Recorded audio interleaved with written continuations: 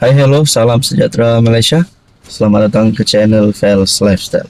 Saudara-saudara yang saya hormati, terima kasih karena terus setia dan terus bersama di dalam channel ini. Seperti yang kita tahu, beberapa nama-nama besar di Malaysia yang terlibat dengan siasatan, terlibat dengan kes rasuah, terpalit dengan kes rasuah. Antara nama-nama besar yang kita boleh kata sebagai public figure, lebih-lebih lagi yang menjadi ahli parlimen, YB, Datu, siapa sajalah yang mempunyai satu, ya kita boleh cakap public figure lah. Antara yang menjadi sebutan ramai adalah nama Syed Saddiq.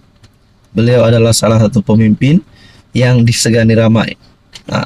Nah, berkaitan dengan kes yang terpalit melibatkan nama Syed Saddiq, satu keputusan ataupun satu berita daripada My Metro, Syed Saddiq arah clearkan RM 1 juta, elak wang disita SPRM menurut pendakwaan.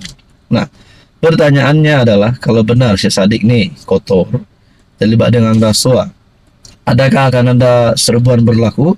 Adakah akan ada penemuan wang bertimbun-timbun lagi? Saya agak risau sebenarnya.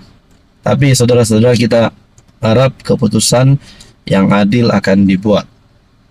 Tindakan ahli parlimen Muar, Syed Saddiq, mengarahkan bekas penolong bendahari Armada Bersatu clearkan wang RM 1 juta bagi mengelak wang itu disita SPRM adalah tidak jujur.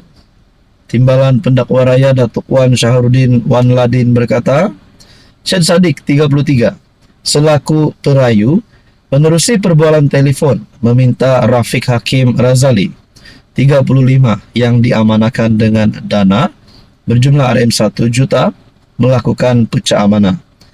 Menurutnya ada keterangan menunjukkan perayu mengarahkan Rafiq yang juga saksi pendakwaan ke-13 mengeluarkan RM 1 juta pada 6 Mac 2020. Perayu mengarahkan SP13 untuk clearkan wang itu dan ada keterangan menunjukkan dia menyuruh bekas Exco Armada Bersatu Abdul Hanaan Khairi 32 dan seorang lagi saksi meletakkan tarik ke belakang di resit dan sebut harga pada 2 Jun 2020. Nah, saudara-saudara, menerusi perbualan telefon, perayu juga meminta SP13 untuk clearkan wang yang disimpan dalam akaun bank itu, parti itu, karena khawatir wang itu akan disita oleh SPRM. Nah, berkaitan dengan keputusan ini, keputusan mahkamah yang diumumkan bagi pertuduhan pertama, Syed Saddiq didakwa bersebahat dengan penolong bendahari Armada ketika itu Rafiq Hakim Razali yang diamanahkan dana Armada berjumlah RM 1 juta untuk melakukan pecah amanah dengan menyalahgunakan dana itu di CIMB Bank Berhad, Menara CIMB KL Central, Jalan Central 2 pada 6 Mac 2020. Nah, saudara-saudara, bagi saya kalau Syed Saddiq terlibat dengan salah laku ini, adakah beliau akan ditangkap masuk penjara seperti yang kita sudah dengar sebelum ini? Nah, untuk jawaban kita nantikan saja. Semoga semuanya akan dalam keadaan yang baik. Ini satu berita yang menduka citakan kepimpinan Perikatan Nasional, terutamanya Muhyiddin sebagai pengurus CPN kepada Azmin Ali yang pernah dilabel sebagai pengkhianat kepada mana-mana bos besar PN. Tuan-tuan dan puan yang saya hormati, selamat datang ke channel Fels Lifestyle. Ini satu kejutan buruk untuk kepimpinan PN dan untuk penyokong Perikatan Nasional. Saya melihat dalam sebuah tulisan ataupun lebih kepada pertanyaan, PN ni sudah hilang plot kah? PN dah hilang plot. Seorang pengamat politik dakwa gabungan itu duduk di alam khayalan dan percaya mereka sedang berjaya. Momentumnya beransur-ansur meningkat selepas 5 hari tempo berkempen PRK Air Kuning pada 26 April. Sambil Perikatan Nasional mula melaungkan keyakinan mampu menarik pengundi bukan Melayu. BN pula dilihat lebih terkehadapan dalam meraih kepercayaan pemilih.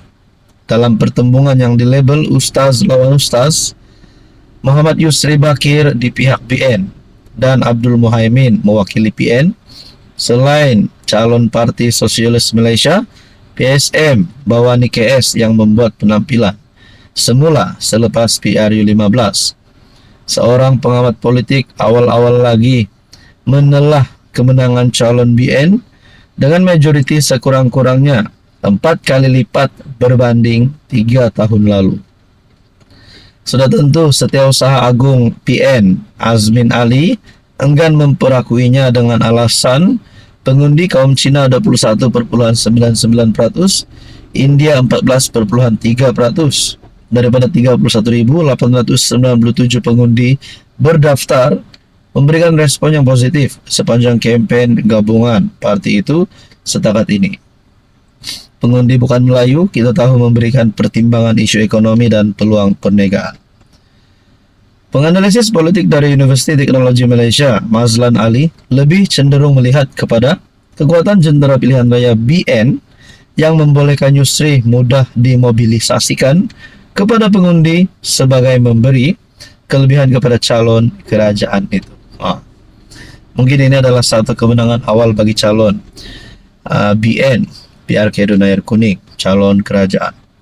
Makna kata, mungkin kalau ini menjadi kenyataan, PN bakal hilang peluang untuk menang satu kerusi lagi.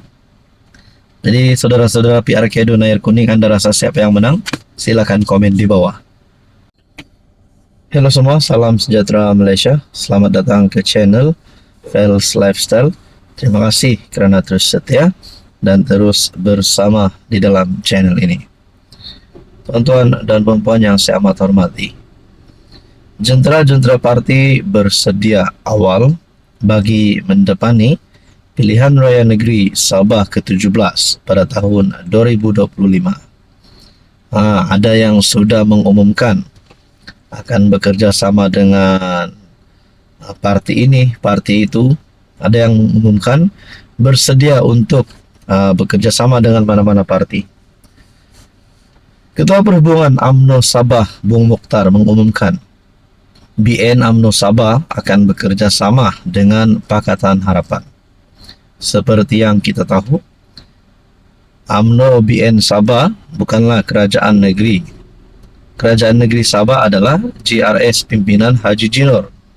Tapi dalam masa yang sama, GRS juga akan membincangkan kerjasama dengan PH hadapi PRN Sabah, kata Ketua Menteri Sabah Haji Jinor. Persoalannya adalah, sekiranya GRS pun akan bekerja sama dengan PH dan UMNO Sabah pun akan bekerja sama dengan PH.